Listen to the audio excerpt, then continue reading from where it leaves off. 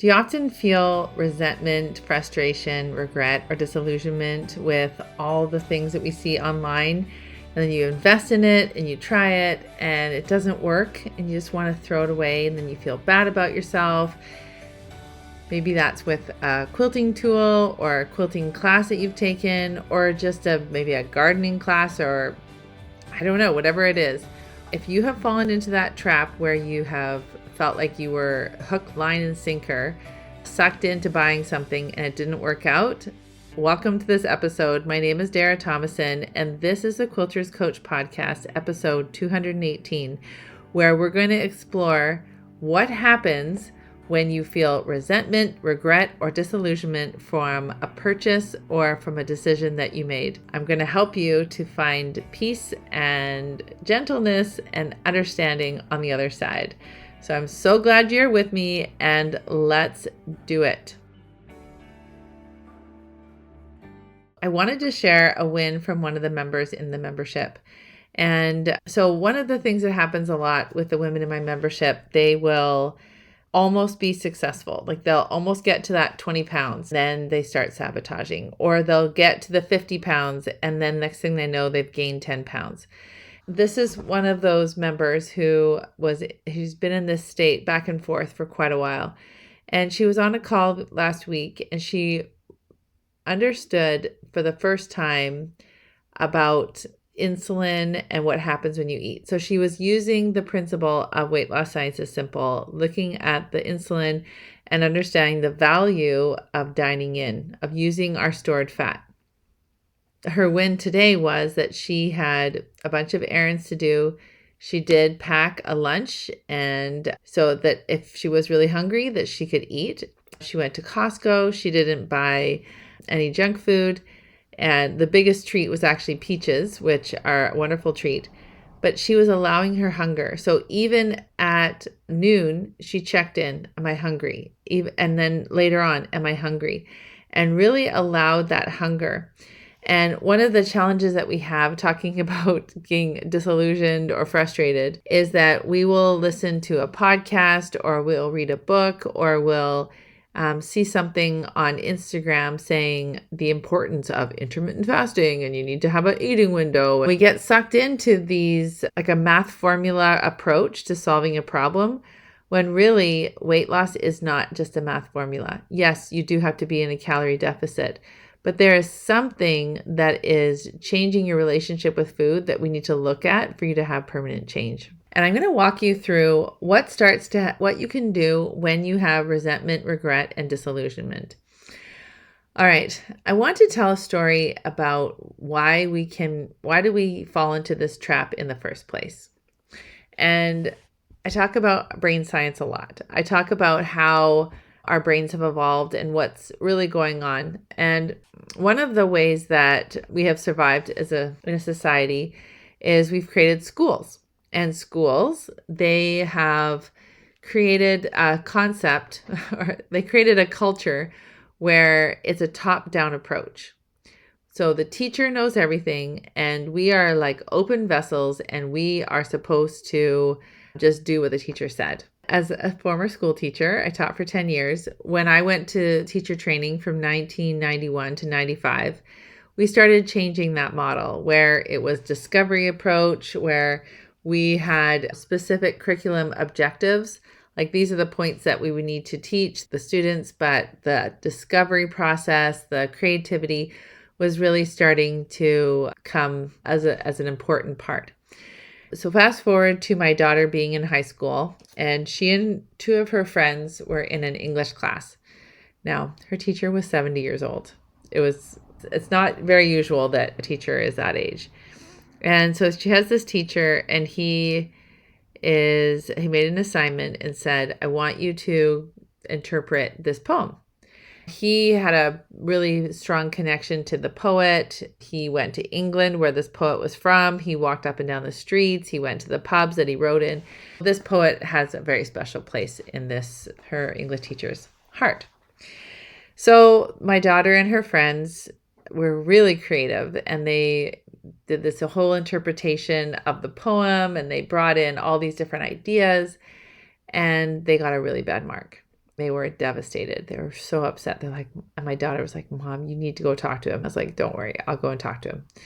I made the appointment. I show up and we started talking, and it was very clear that what the assignment actually was, that he wanted the students to regurgitate what he had taught them. But he hadn't said that in the assignment. He said interpretation. But he just really wanted them to reproduce his ideas, regurgitate. So I paused and I asked him the question. I said, okay, let's read the assignment. I actually think you wanted them, even though the assignment says your own interpretation, I said the way that you marked the exam and the way you're talking to me, or not the exam, when you marked the project and the way you're talking to me, it actually sounds like you just wanted them to regurgitate what you said. He was not happy. He was not happy with me. He was not happy with that.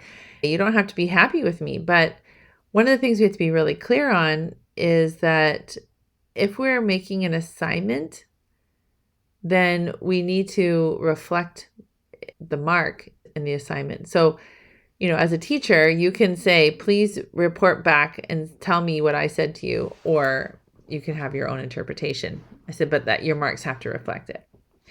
And the reason I tell this story is, how often does this experience happen in our own lives?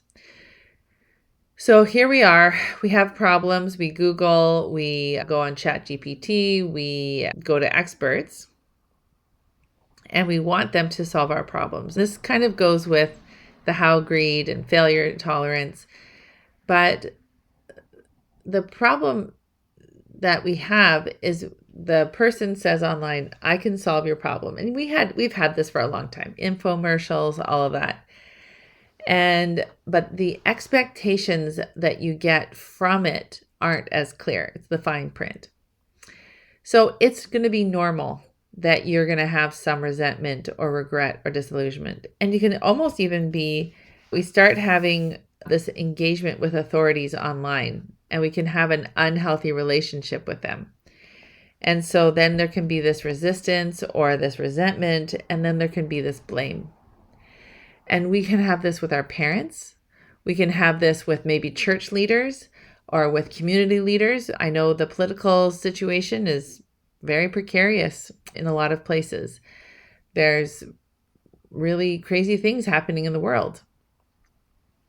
This is actually what I wanted to talk about in the podcast was, why not just say, I feel a lot of resentment to this program that I bought because when I signed up, I thought that the person was going to solve all my problems. But what I didn't realize was that I had to show up and I had to work through my own problems and get help from that person. Or to say, I feel a lot of disillusionment because I thought that if I just paid for this free motion quilting class and I just watched the videos, the next thing I knew that I was drawing and doing free motion quilting like a champ. Today I was coaching a client, and her mother passed away 4 years ago. And it didn't go down as well as she wanted. There was a lot of conflict with the siblings, and she has a lot of guilt and shame about the way that she dealt with the situation with the siblings, and she didn't feel like it went as well as she wanted. It's been a really difficult healing process. She just said, I just feel guilty and shame all the time.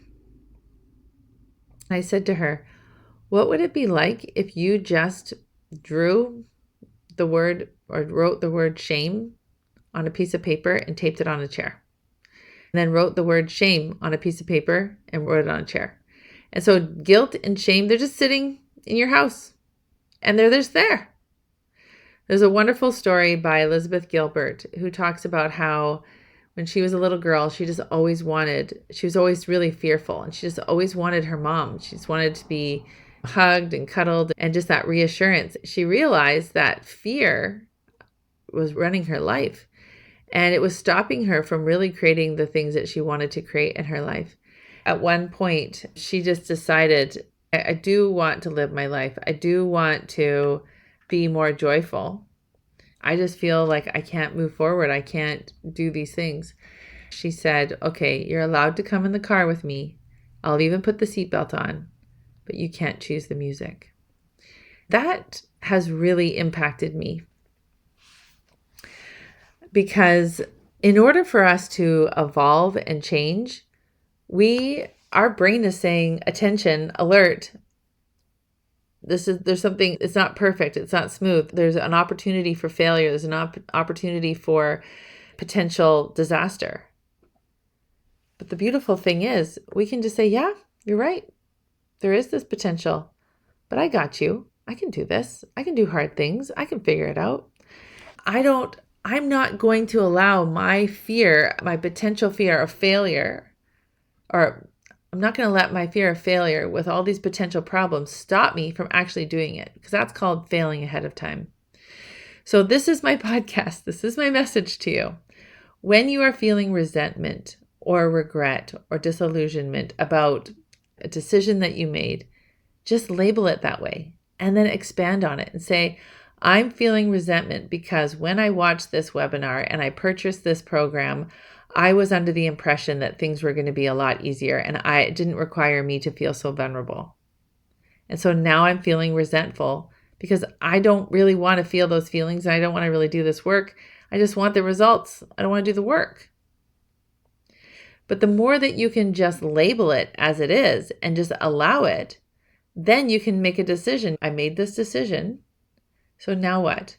Now what am I going to do with it? Am I going to ask for a refund? Am I going to just say lesson learned? Or I'm going to roll up my sleeves and do the work? Or am I going to look for somebody else? Or am I just going to always let this thing be undone? Do I clean the bathroom? Do I hire someone to clean the bathroom? Or do I trade with a friend and say, I do your dishes and you clean my bathroom? Like, the bathroom has to be cleaned, or maybe not. It's just a disgusting bathroom. You just get to decide. One of the big challenges that I'm going to share is this idea of being a victim. If we feel like life is happening to us, then we're a victim. There's a wonderful story about a man who was born with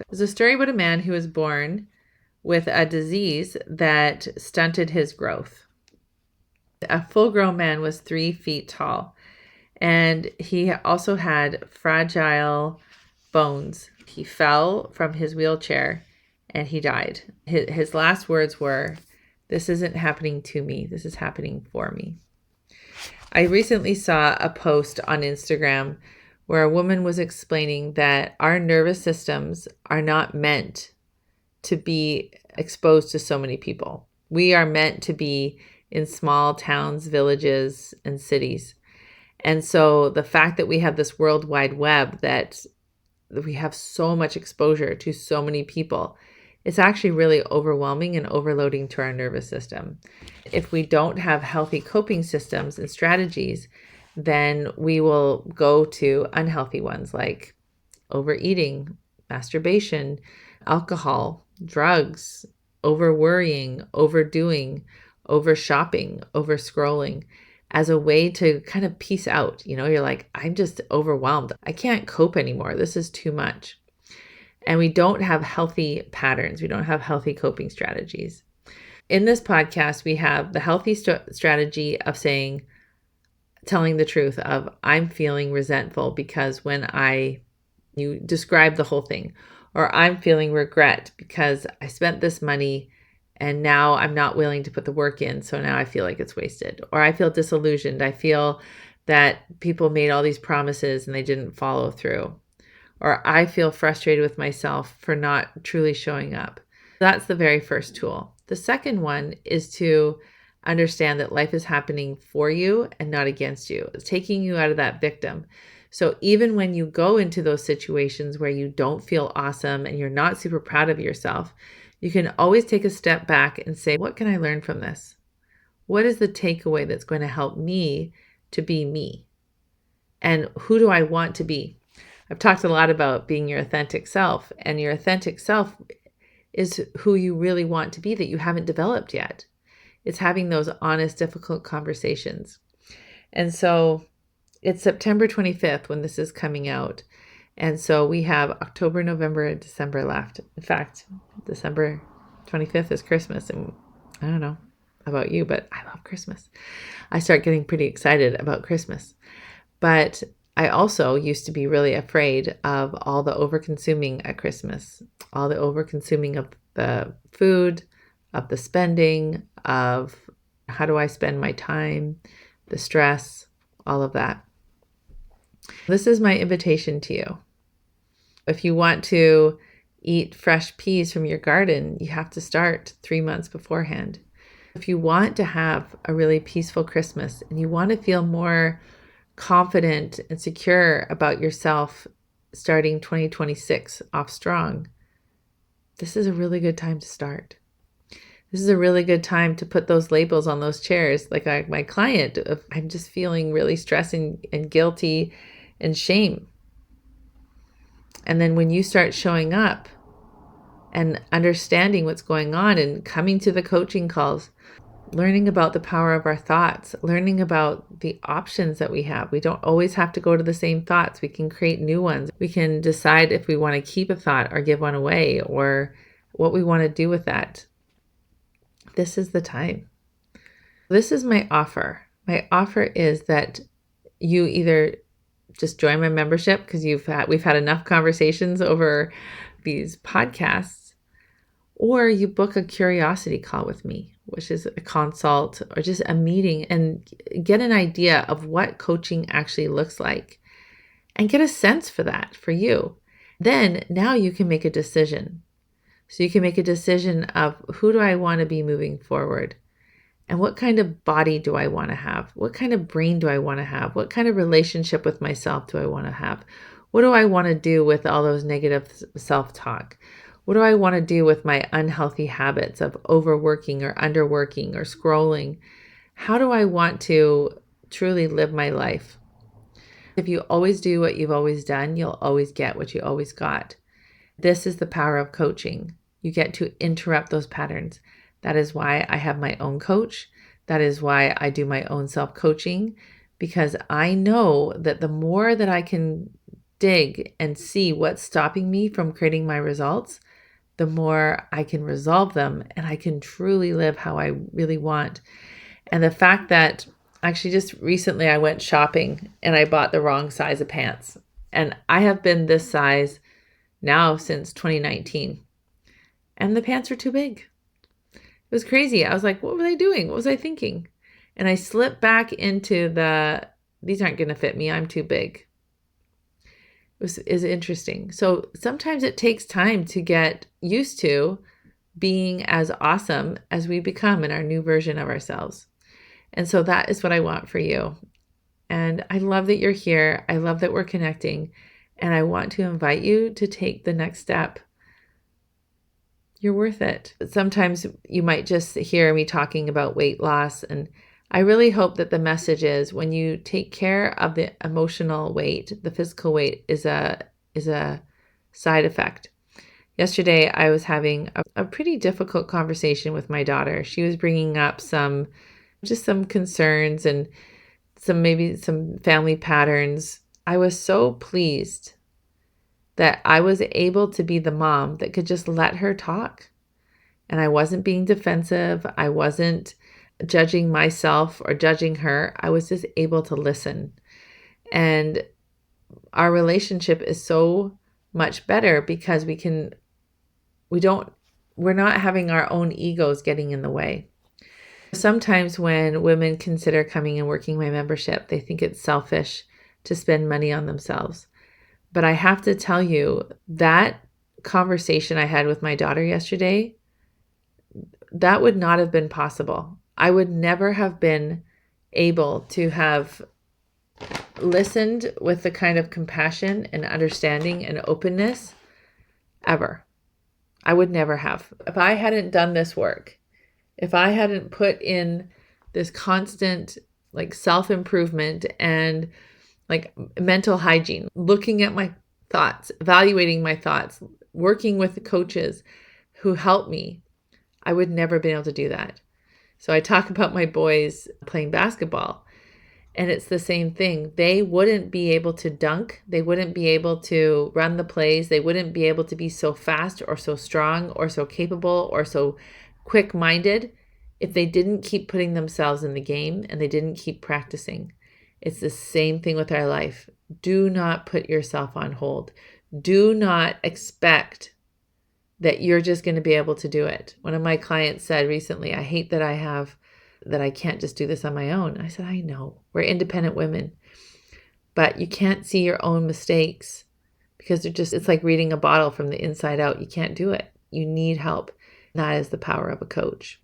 I invite you to set up a call and let's have this conversation. Let's make December of 2025 amazing. And then the beginning of January 2026, you have so much more confidence, I promise. So book a call.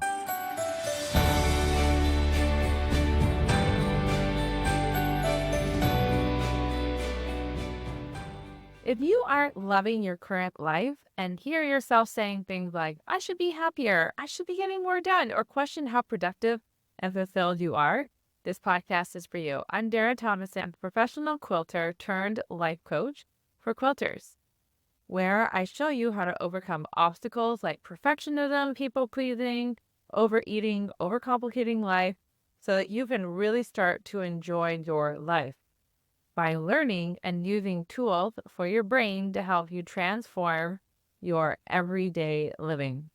Are you ready to make these changes? I'm ready to help. Let's start your transformation one UFO at a time.